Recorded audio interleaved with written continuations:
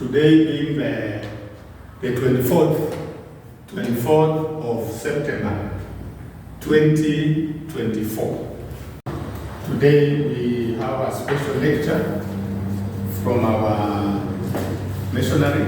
Is coming to speak to us. We are preparing him, and when he talks to us, if you have a question you may want to ask him, you will have to present your question when he will be talking. Because he has no time, much time to be with us all through, but whenever he finds a chance, he can talk to us. So I hope you are ready. You are getting ready for him. Yes. Isn't it? Yes. You are getting ready for him. Yes. So he's about to enter. So immediately enters, he's going to take over so that he can talk to us. This is Glory Ministries in Kenya, Grace College of East Africa, Nairobi. The 30-year students. We thank God for the opportunity that we have been given so that our missionary can talk to us. So let us prepare ourselves to receive our missionary. Are you ready? Yes. Can you stand on your feet? Let's clap with a joyful noise for him to take over. 1, 2, 3.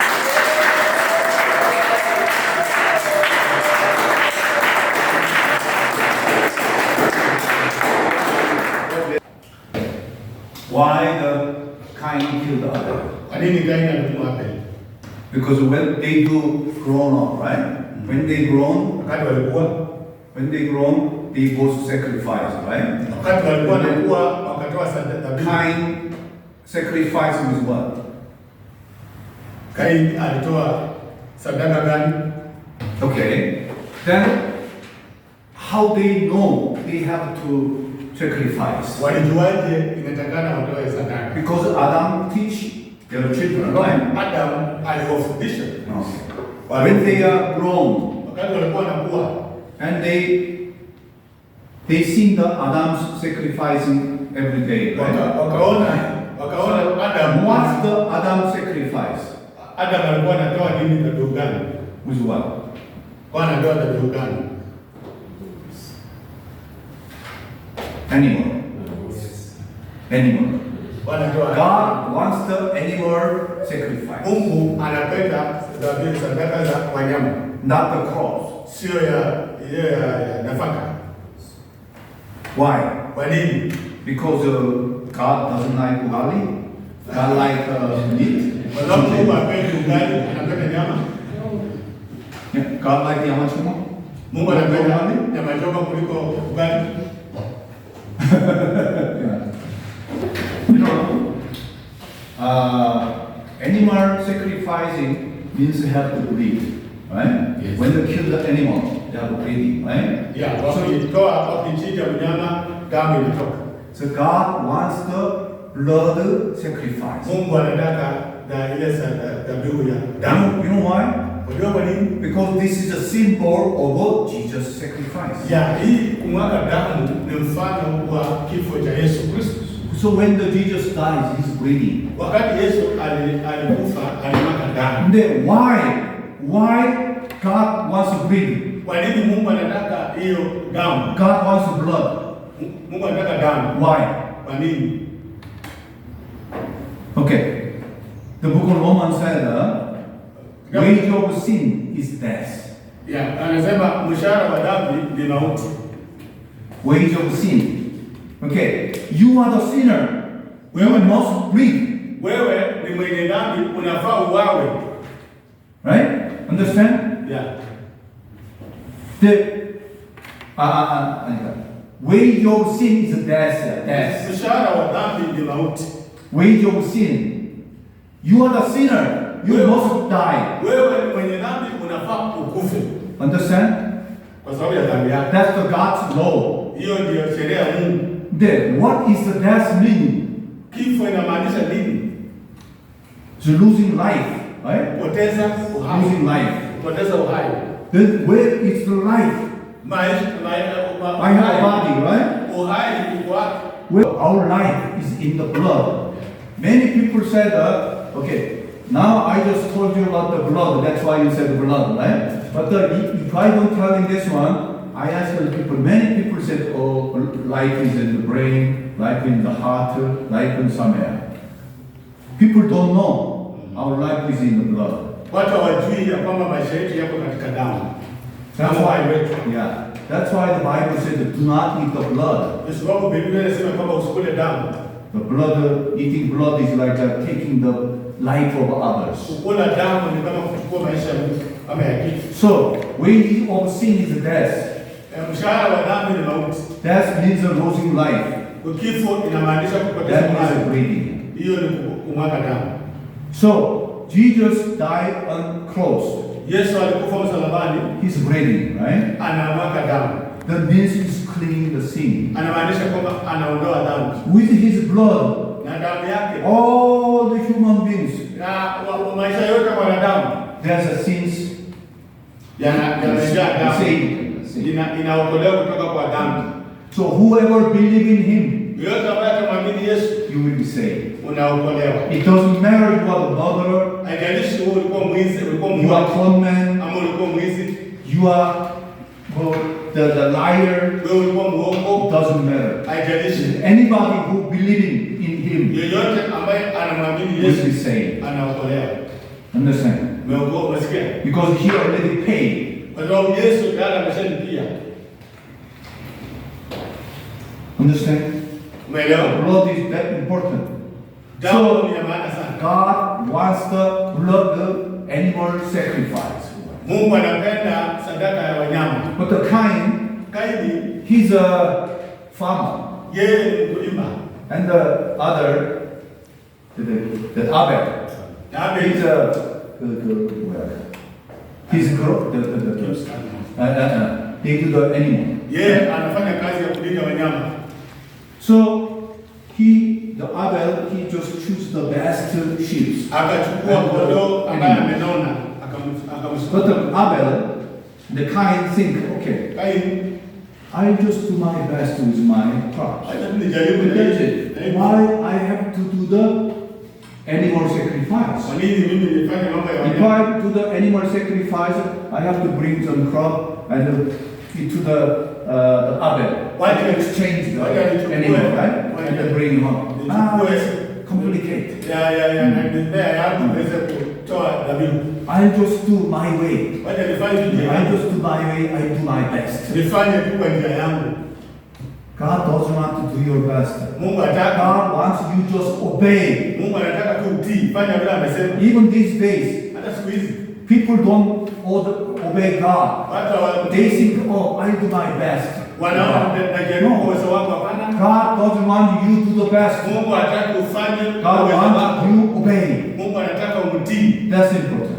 Hiyo ndio maana sana. So God didn't receive his sacrifice. Mungu alikataa So kuchukua he's mad. dhabihu ya Kaini. Then there are the funny things. Kunatokea kitu kingine ambayo ni ya kushangaza. And why did God give him a mark? Kwa nini Mungu aliweka alama kwa Kaini? And if anybody killed Cain, Na Mungu aliweka akiua Kaini, I'll punish the 7 times. nami pia nitaweza kumpiga mara 7. Why did God save the Cain? Kwa nini Mungu anamuokoa Kaini na ameua Abel? Warn the other people, do not kill him. If you kill him, then I will punish you 7 times. Yaani ati watu wakiua Kaini tena Mungu atawapiga mara 7. Why? Kwa nini? Anybody can say why? Nani anaweza kunijibu? Nafikiria kwa nini? It's a wonder, right? Ni jambo la He's a kushangaza. murderer. He killed his brother. Ni muuaji, ameua Then ndugu yake. why God saved him? Kwa nini Mungu anaweka alama ya kumlinda? Now, I have a question. Adam, how many children Adam had? Nataka na swali, Adam alikuwa na watoto wangapi? How old, when he died, how old was he? How many years he lived? Adam alipokufa alikuwa ameishi miaka mingapi? 900? 930. 930 years. He lived in 930, right? Okay. So when he living the 930 years. So he's become a baby too, grown, and about age 20, they married Eve, and they have a baby, and 2 baby, and 3 baby, and stop. Unafikiria kwa And miaka ya tisa less than 900 years, no baby at all. alizaa tu watoto Kaini, Abeli, baadaye akamzaa Seti na akawacha And then they do the birth control. na wakaweka family planning. Walizaa wengine. And after 30 years, they getting old and they live like live 900 years with an old face and old body. Unafikiria sasa walipofika miaka 930 sasa walikuwa wamekuwa wazee mpaka sasa wanatembea na mgongojo. Okay, I have a son. My son living in America. Niko na mtoto wangu kijana anaishi Amerika. He's 32 years old. Kijana yangu mkubwa hapa na miaka 32. Okay, I have one daughter and I have one son. Missionary ana mtoto mmoja wa kiume. But you know, okay, but you already know about you heard about about my family. Mmesikia because of others, right? kutoka kwa watu wengine You are the new person. You never met me. Right? Then I only talk about my son. Then you don't know how many children I have. Then you heard only one. Then you think I have only one son. Okay, ukiwa hujanijua nikiongea kwa mtoto wangu mmoja. Only the Bible said only 3. Biblia inasema tu watatu. Cain, Abel, and Seth. Wengine only 3. That's why you think, Adam has only 3 sons. Sasa Biblia ikisema watatu nafikiria alikuwa tu watatu pekee yake. The Bible don't say any other the brother and sister. Bible isema I think maybe that more than 100 brother and sister he has. Walikuwa na wengi wengine tena. Okay. When the Adam has a Cain, how old was he? Unafikiria Adam alipopata Kaini How old was Adam? Unafikiria ngapi? Alikuwa na miaka ngapi? God created Adam and Eve.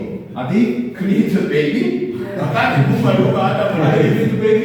waliumba watoto. They are grown men. They are grown women. Walikuwa ni wakubwa. When they grow, when they created it, there's a age zero. One day, first day. But this woman is also not a baby. It's a grown woman. Right? But the same day they may sleep together.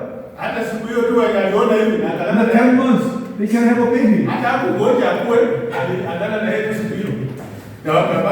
I right? Am I right? Adam and Eve wait 70 years to have a baby. Maybe God created the evil. Then Adam was very happy. This is my flesh, my bone, my blood.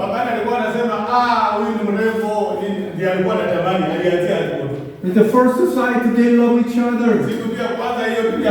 And they sleep together. Huh? You don't have to teach them how to sleep together. Naturally know that. Then 10 months later, they have a baby come on. Right? Okay. Then maybe Abel. When the Abel has it, how old was Adam? When Abel was? Abel, second son. Nafikiria wakati alipata mtoto wa pili sasa, Abel alikuwa na miaka ngapi sasa? Maybe 2 years old or 3 years old. Wengine miaka mitatu au mingi. Right? Okay. In your hometown. Uko nyumbani. Okay, when you get married. Normally you have 5 or 6 children, right? So first year you can have one baby, right?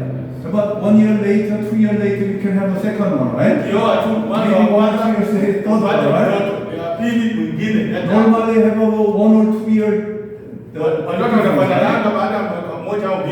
What I'm saying.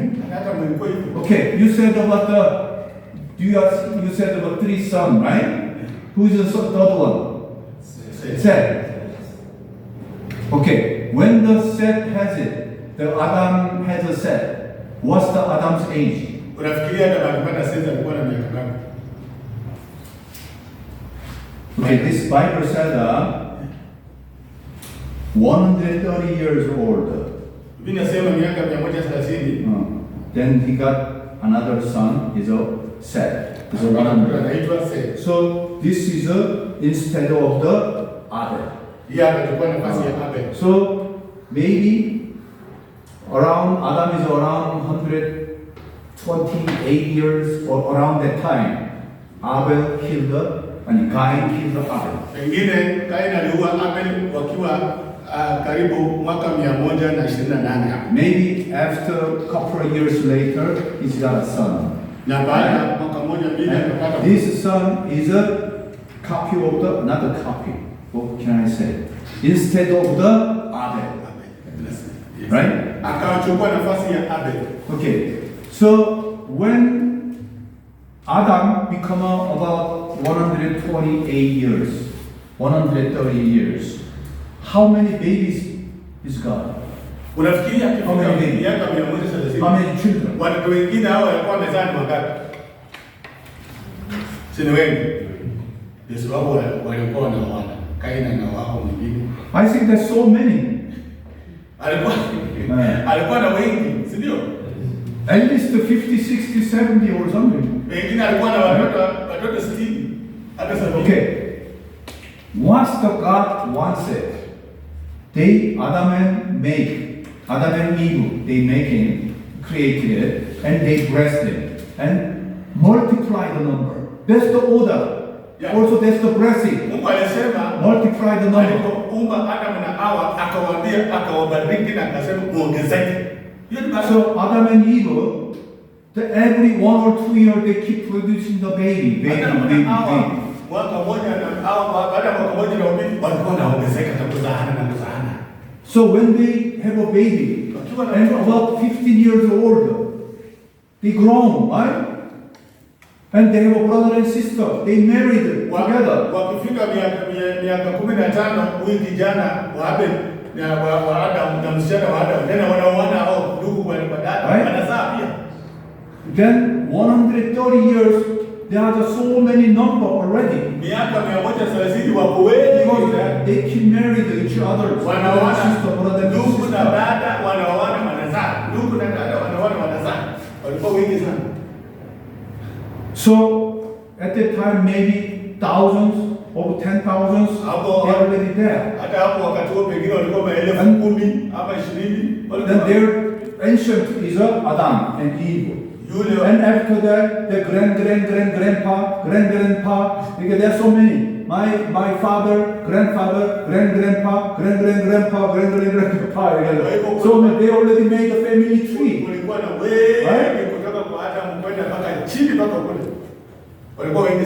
And what is why the Satan, tempt the Cain, kill the Abel? Now we said, because of the jealous.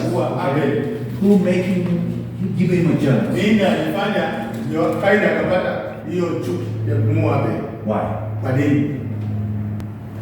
You know the Satan's plan is this. Satan knows one day offspring of a woman come. Right? He's a Messiah. He will crush your head.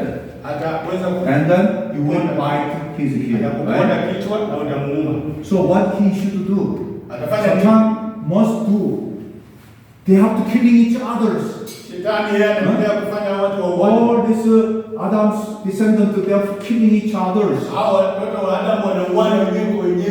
And there's the Messiah cannot come, right? That's why he tempted Cain and killed Abel. And at the time there's Abel's son and grandson, children. Abel have many children, right? And also Cain have many children.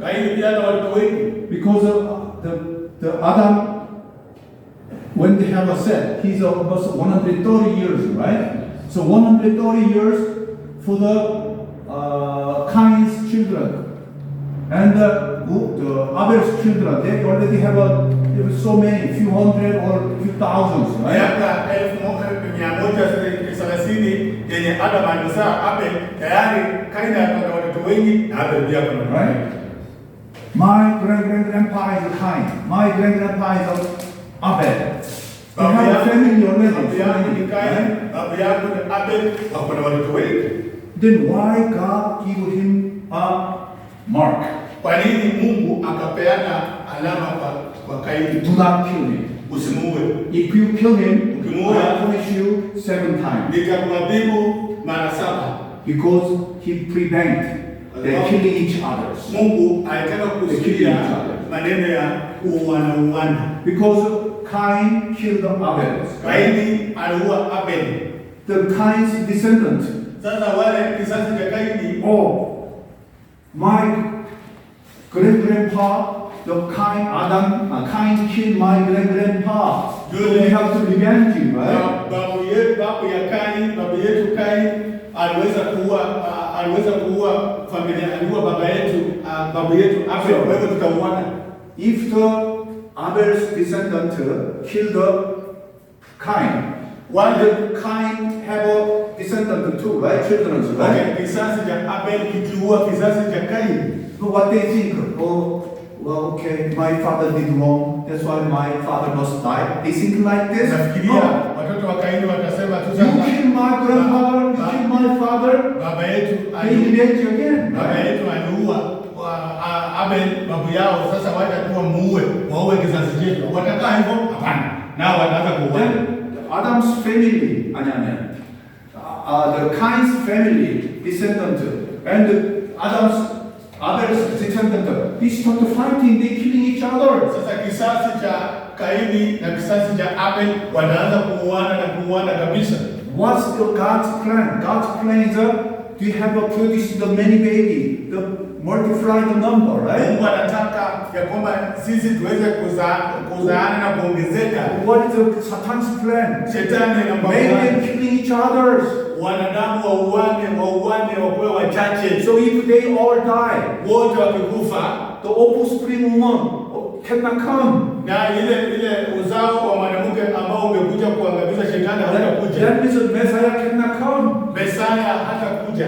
That's why he did it. And also the God protects the Cain.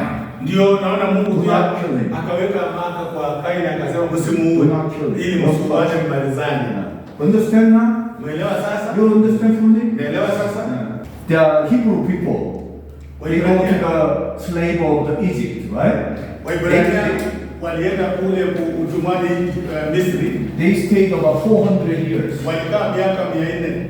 Then why God sent them to Egypt, make them slave? Mungu alituma kule Misri kuwa watumwa.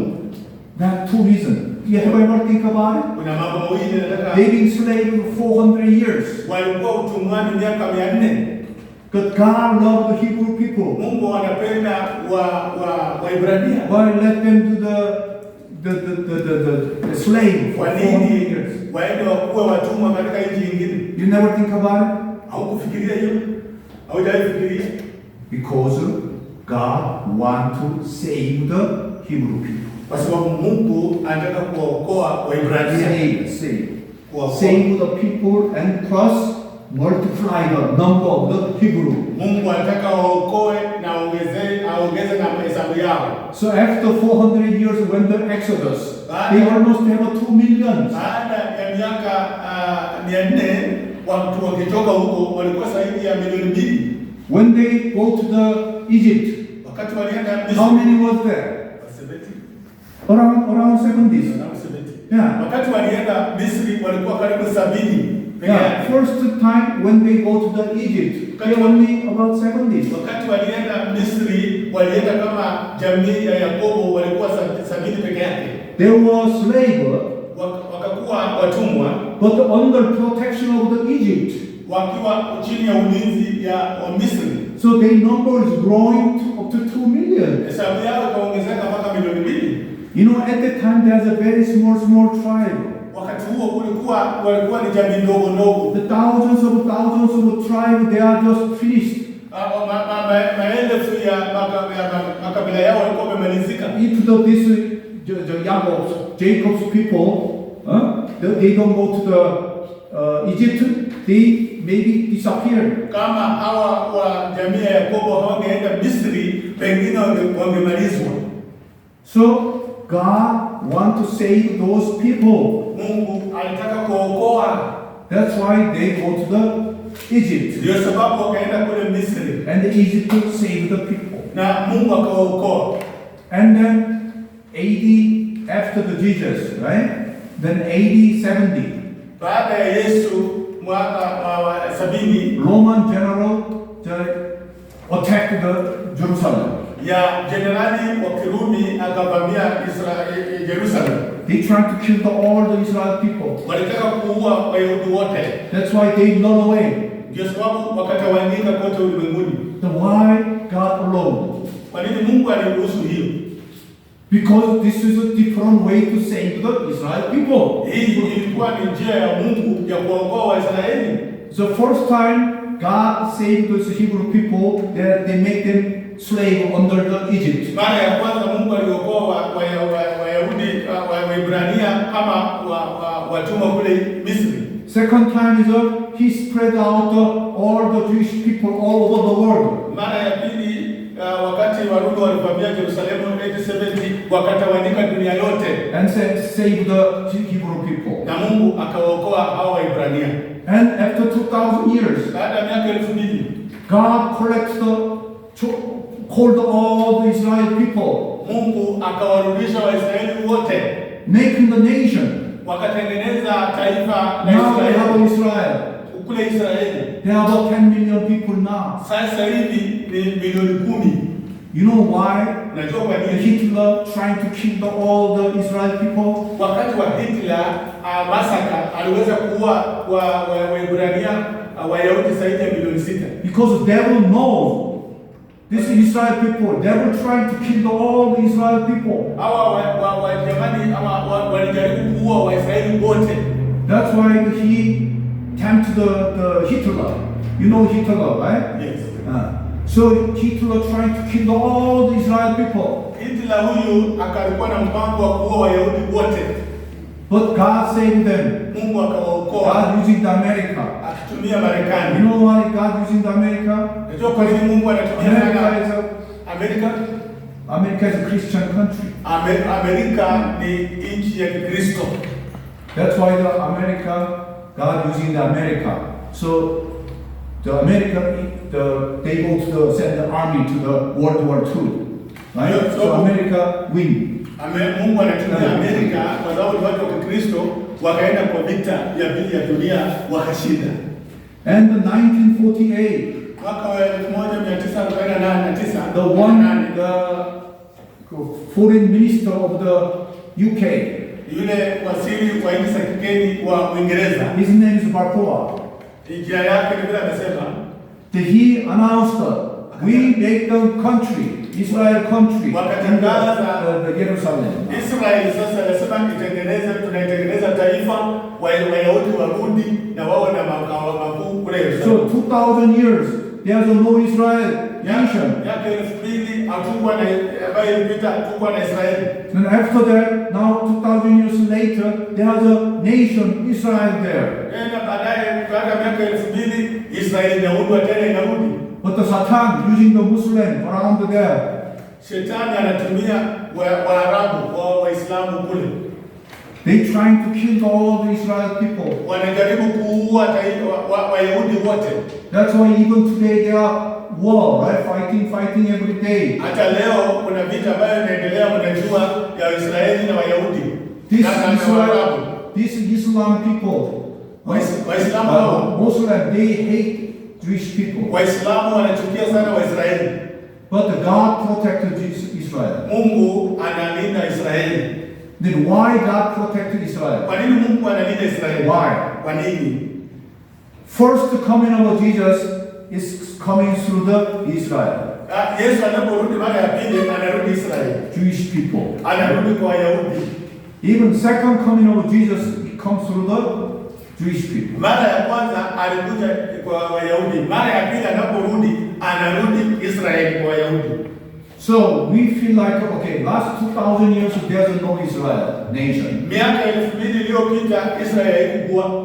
So now after 2,000 years there's a nation Israel. Baada ya miaka 2000 ya kutawanyika kwa mataifa mengine tena wamerudi wameunda taifa. That means this preparing second coming of Jesus. Kuundwa kwa Israeli kama taifa ni kuandaa kurudi kwa Yesu mara ya pili. But we don't know exact time when, Hatujui wakati gani, but God preparing the second coming of Jesus. Mungu anaandaa kurudi kwa Yesu mara ya pili.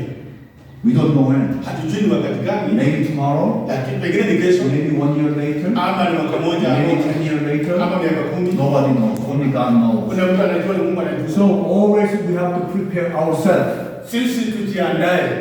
Think like Jesus coming tomorrow. Ona ni kama Yesu anarudi kesho. Okay. So you think, okay, Jesus are coming 100 years later. Then you become a lousy, right? Unafikiria, ukifikiria Yesu kama atakaa miaka 100, unasema sasa Yesu amechelewa. But what if Jesus said, I come tomorrow? Well, what are you going to do today? Yesu akisema anakuja kesho, utajiandaa. Come all together. We take a shower, we take a very nice clothes, we all sit down together, we are praise and worship, sing a song. Yes, read the Bible. Even the teacher said, I come tomorrow, then said, oh, it's okay, I'm coming tomorrow, I said, you don't do that, right? You're preparing today, Jesus coming tomorrow, right? But you should live like that. Think, Jesus coming tomorrow. Then your life will change. Understand? Yes. So always think about Jesus coming tomorrow. Then your life will change. 100%. And you think, oh, Jesus is coming 100 years later, you change it. Your life totally lousy. So Jesus said coming tomorrow, then okay, I have to preach gospel. So yes, you're not gonna just sitting down here. You're going out preaching gospel. Jesus is coming tomorrow. This is coming tomorrow, right? Okay. Thank you very much. I'm tired. It's been 4 hours.